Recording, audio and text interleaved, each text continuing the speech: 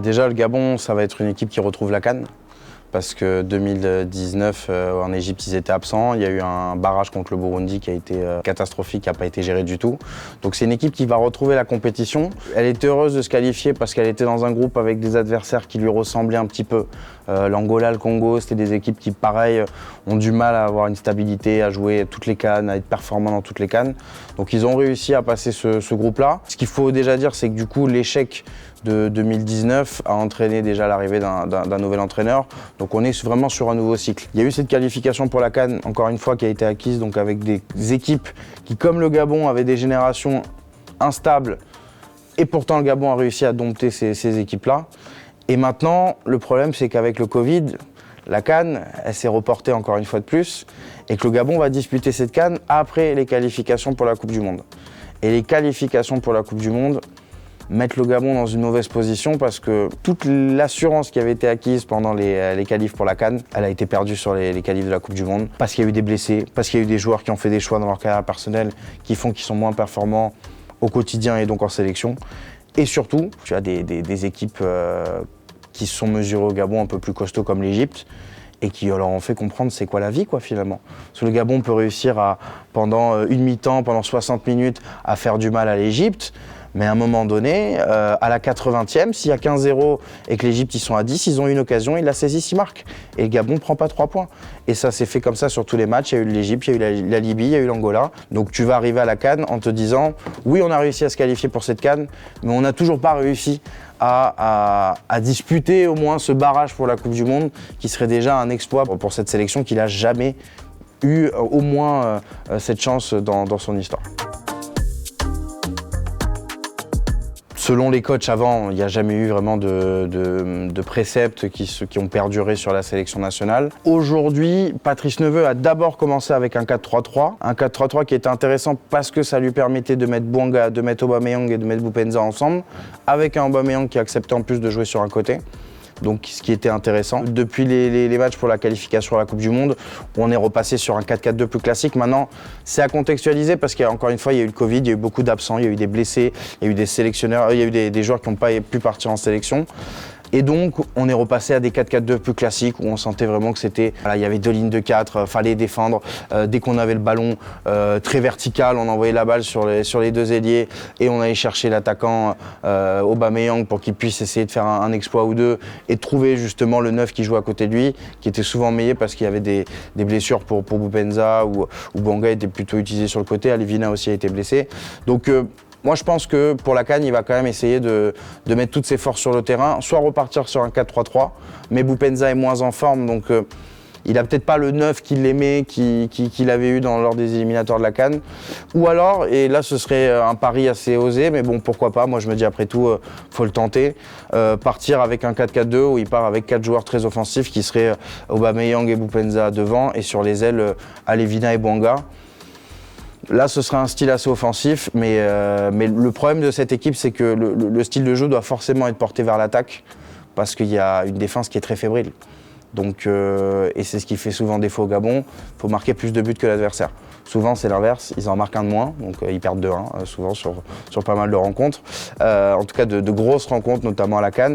Donc là, ce qu'il faut arriver pendant cette CAN, pour moi, c'est trouver un style de jeu qui permet de mettre les 4 offensifs à l'aise, même si ça te privera de solutions forcément sur le banc, hein, bien sûr. Mais c'est peut-être en ayant toutes les forces sur le terrain que le Gabon va peut-être pouvoir faire quelque chose d'assez intéressant. Le Gabon et les sélectionneurs, c'est compliqué, comme toute sélection africaine déjà, parce que c'est toujours difficile d'impliquer quelqu'un sur longtemps, mais aussi parce que c'est géré de façon assez spéciale, le Gabon. Et le sélectionneur est un peu comme un entraîneur en club, finalement. Donc il y a une histoire assez spéciale, et depuis le départ de Giresse, il y a eu pas mal de sélectionneurs qui sont venus faire un mandat de 2 ans. Le dernier, c'était Camacho. Ça n'a vraiment pas été une réussite. Et du coup, on arrive à un moment donné où le Gabon s'est dit il faut préparer la CAN 2021, il faut peut-être essayer d'aller jouer un coup à la Coupe du Monde 2022, de préparer 2023 aussi en Côte d'Ivoire. Et ils sont allés chercher un coach qui s'appelle Patrice Neveu, qui est ce qu'on appellerait au Gabon un blanc gaspillé un petit peu, c'est-à-dire un entraîneur qui connaît parfaitement l'Afrique parce que il a quitté l'Europe il y a 20 ans et depuis 20 ans, quasiment, il a baroudé dans tout le continent, que ce soit au Maghreb, que ce soit dans l'Afrique de l'Ouest avec la Guinée notamment, Afrique centrale notamment aussi avec le Congo. Il connaît le continent par cœur, il sait comment ça joue. Moi, c'était un choix au début qui me semblait un peu spécial parce que je me disais aujourd'hui, il faut peut-être quelqu'un qui arrive avec un vrai projet, pas quelqu'un qui a été recyclé un peu partout, que ce soit club, DTN, sélection en Afrique, qui a fait des sélections jeunes, qui a fait des sélections. Je me suis dit à un moment donné, et dont le fait d'armes datait de la CAN 2006, on est en 2019 à l'époque, c'était il y a 13 ans, c'était un autre football, c'était notre génération, c'était avec la Guinée de Pascal Feindouno notamment. Il y avait des artistes dans cette sélection. Je ne dis pas qu'il n'y en a pas au Gabon, mais on était sur un autre contexte. Et finalement, mine de rien, le fait qu'ils connaissent parfaitement le contexte africain, qu'ils connaissent parfaitement ce genre de situation où dans une sélection, dans un groupe, il y a un malaise. Ils sont moins concernés. Un problème, ils sont moins concernés par ce qui se passe. Donc forcément, par le foot en tout cas, parce qu'ils savent qu'il y a une atmosphère qui est... il y a un problème d'atmosphère, voilà, dans cette équipe. Il y a un problème d'atmosphère où le foot passe en second plan, et pourtant lui a réussi à remettre un petit peu les joueurs au centre vraiment de l'intérêt de cette sélection. On parlait plus de ce que faisaient les joueurs sur le terrain que ce qu'ils devaient faire en dehors du terrain, de quelle position ils devaient prendre par rapport à ce qui se passait politiquement, de quel comportement ils devaient avoir dans leur vie de tous les jours, parce qu'il y avait aussi des histoires avec Aubameyang à Arsenal, avec des tabloïds qui avaient sorti des trucs avec Guendouzi, Lacazette. Donc forcément, au Gabon, on aime le Congo, ça, on aime parler. Donc si tu as un Aubameyang qui se permet d'aller faire une connerie à Londres, ça va parler, et à chaque fois en sélection, si jamais la passe elle est ratée de ça, on va dire fallait pas sortir. Il y a eu toutes ces choses-là qui ont gravité autour de la sélection pendant des années, et lui a réussi quand il est arrivé, Patrice Neveu, à remettre les joueurs au centre de l'attention, et à avoir des joueurs aussi qui ont commencé à performer. Nul n'est prophète dans son pays, c'est le cas pour beaucoup de joueurs. Aubameyang, c'est ça, depuis le début déjà. Aubameyang, faut expliquer, on est en Afrique. Aubameyang n'a pas grandi au Gabon. Aubameyang n'est même pas né au Gabon. Il a ce côté où il a été détaché rapidement. Il a même joué en équipe de France Espoir. Mais c'est le fils quand même d'un ancien joueur important pour les Panthères. Donc il a choisi de porter ce maillot très jeune. Alors que quand on voit l'évolution de sa carrière, on se dit que s'il avait choisi la France, je pense qu'à un moment donné, notamment s'il y avait eu les histoires avec Karim Benzema, etc., il y aurait peut-être eu besoin d'un neuf. Mais plus sérieusement, c'est très compliqué son histoire, parce que en plus Aubameyang, on est en Afrique, il y a Neymar qui a explosé dans les années 2010. Aubameyang avait le même style que Neymar. On s'est dit, en plus, Gabon joue en bleu et jaune, donc on s'est dit, c'est le Neymar gabonais, donc forcément, non, mais il y a une attente autour de lui qui a toujours été sportive, déjà très élevée en sélection, parce qu'elle était aussi en club, mais il a répondu, au moins statistiquement parlant, partout à ses détracteurs, en montrant qu'il était important et qu'il était décisif partout où il était passé, ou du moins à partir de Saint-Etienne. En sélection, ça a toujours été plus compliqué, mais... moi, j'ai toujours eu un sentiment de vouloir dédouaner un peu Aubameyang sur le terrain en sélection, parce que, à un moment donné, en plus, Aubameyang, c'est pas Messi, quoi. C'est pas Messi, c'est pas Cristiano Ronaldo, c'est pas Sadio Mané non plus. C'est pas des joueurs, encore Sadio Mané a une sélection extrêmement costaud derrière lui, comme Ronaldo ou Messi, mais c'est pas un joueur qui va faire tout seul, quoi. Aubameyang, c'est un mec, on le voit, c'est un mec, il a l'instinct du buteur. Centre, but. C'est comme disait le frère de Lukaku, à un moment donné, c'est but. Voilà, Aubameyang, c'est ça. C'est-à-dire, s'il y a des occasions, il va les mettre au fond. Mais pour avoir des occasions, il faut une équipe. Et donc sur le terrain, moi, j'ai toujours eu tendance à le dédouaner, parce qu'il n'a jamais eu pour moi le matos qu'il fallait pour qu'il arrive à te faire une canne à 5-6 buts et à te qualifier l'équipe à chaque match. Voilà, les ballons n'arrivent pas, ou alors l'équipe, comme je le disais, dans le style de jeu, prend beaucoup de buts, donc forcément, derrière, il ne peut pas tout combler. Dans le comportement, on pourra toujours se poser la question de... Quand il a refusé la sélection à plusieurs reprises, en prétextant des blessures, en disant qu'il ne voulait pas venir des fois, parce qu'il a été honnête, mais voilà, toujours se demander qui a raison, qui a tort. Lui a toujours expliqué qu'il n'y avait pas les conditions nécessaires qui étaient réunies pour qu'un joueur puisse s'épanouir en sélection. Ça peut s'entendre quand on connaît les conditions. Maintenant, est-ce que tu peux refuser l'appel de ton pays, peu importe les conditions? Ça, c'est un autre débat. On a tous notre avis sur la question. On est toujours sensible à notre patriotisme. C'est une question qu'il faut se poser avec lui, mais moi, je reste persuadé que Il aura fait, en tout cas le Gabon n'aura jamais joué autant de CAN que sous l'ère Aubameyang. Pour moi, dans un pays qui a moins de 2 millions d'habitants, qui a peu de licenciés de football, qui n'a pas de championnat depuis 600 jours, je me dis sincèrement, il aura quand même fait son travail avec la sélection. Peut-être pas assez, mais en tout cas il l'aura fait. Et il n'aura jamais eu cet exploit, donc c'est à lui d'essayer d'aller le chercher, c'est sa dernière CAN pour moi, parce qu'il n'aura pas de Coupe du Monde. 2023, il n'y a aucune assurance que le Gabon puisse se qualifier, donc il faut qu'il la joue comme sa dernière CAN. Donc voilà, il est aujourd'hui en plus, il est à Arsenal où il est dans une saison où il y a un peu moins de pression parce qu'il y a une mauvaise saison l'an dernier, donc il y a moins d'attentes autour des Gunners. Je me dis que j'espère qu'il va se taper pour arriver à la CAN et faire la CAN qu'il faut. C'est compliqué pour un gros joueur africain de faire une grosse CAN. Il n'y en a pas beaucoup qui ont fait des CAN exceptionnelles, ou alors des joueurs comme Samuel Eto'o qui pour moi, n'ont rien. Voilà, Aubameyang n'est pas comparable avec Eto'o. Très peu de joueurs africains et même mondiaux qui le sont. Il doit quand même essayer d'avoir cette compétition référence. On se dira, ça c'était la CAN d'Aubameyang. Et en plus, c'est au Cameroun, donc ce serait toujours bien si c'est chez le voisin. Ça évolue beaucoup parce que s'il n'y avait pas eu le Covid, je t'aurais dit Aaron Boupendza, qui marchait sur l'eau et qui est un joueur revanchard, donc je voyais bien être la surprise de cette CAN, mais il est parti au Qatar. Forcément, pour moi, c'est un frein sportivement. Et entre-temps, il y a un joueur qui est monté en Ligue 1 avec son club de Clermont, qui, il y a 3 ans, jouait en National 2, si je ne dis pas de bêtises, qui s'appelle Jim Alevina. Et qui, voilà, je pense qu'il y a même des mèmes qui tournent sur ce qu'il a fait au Parc des Princes dans la surface du Paris Saint-Germain. Voilà, bon, ça c'est pour les réseaux, mais au-delà de ça, c'est un joueur très important dans ce Clermont-là, c'est un joueur très intelligent qui arrive au Gabon pour le match contre le Burundi, le fameux match avant la CAN 2019 en novembre 2018. Première sélection du coup très délicate pour lui, où le Gabon perd, et pourtant c'est un mec qui derrière dans sa vie de tous les jours, enfin dans sa carrière en club a énormément progressé. J'ai pas beaucoup regardé clairement en Ligue 2, je vais pas mentir, mais de ce que j'ai vu de sa saison, c'était très intéressant. C'était un des meilleurs joueurs de Ligue 2 la saison dernière. Un joueur qui a beaucoup de qualité, un bon dribbleur, un joueur malin. Je vais lui porter un peu la poisse, un petit Messi quoi. Gentil, un tout petit. Mais bon, c'est déjà bien. On aimerait tous avoir même un tout petit peu de Messi en nous. Et donc en fait, je pense que c'est le joueur le moins attendu de cette CAN parce que Bouanga maintenant a quand même un statut en Ligue 1. C'est un joueur, pas dire important du championnat, mais en tout cas reconnu par ses pairs et par les supporters.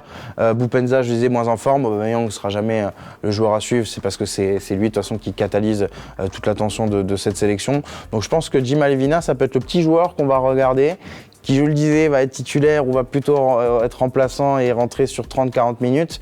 Mais ça va être le petit joueur pour moi qui va, comme Bouanga l'a pu le faire en 2017, qui va amener l'étincelle à chaque match du Gabon.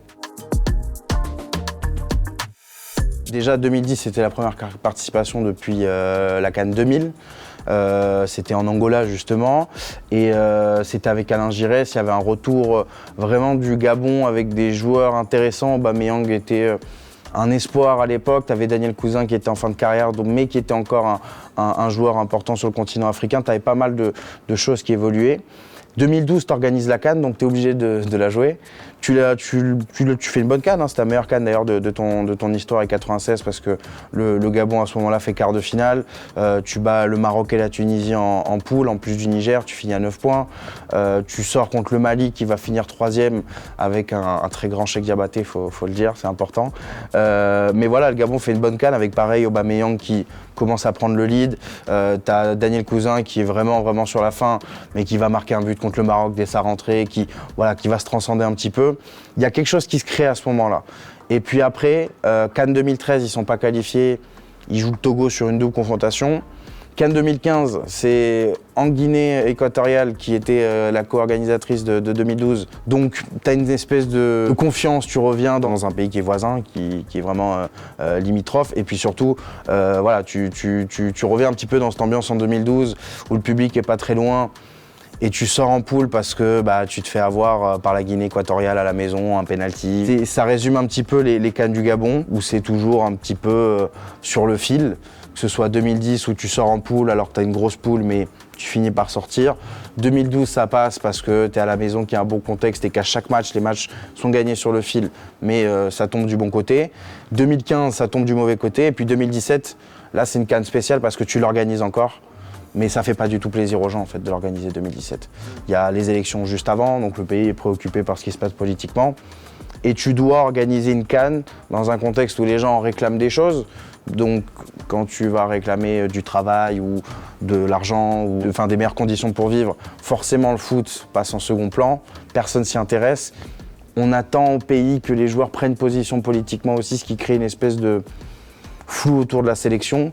Et donc en fait 2017, c'est peut-être ce qui va expliquer l'échec 2 ans après en 2019 pour se qualifier en Égypte, c'est une contrainte de jouer la CAN à la maison. Et toute cette génération qui a fait 2012, qui a fait 2015, qui a fait 2010 pour certains, qui a un petit lien avec le public, qui aurait pu être poussé, au contraire elle sent un désamour et là c'est la fin clairement de quelque chose.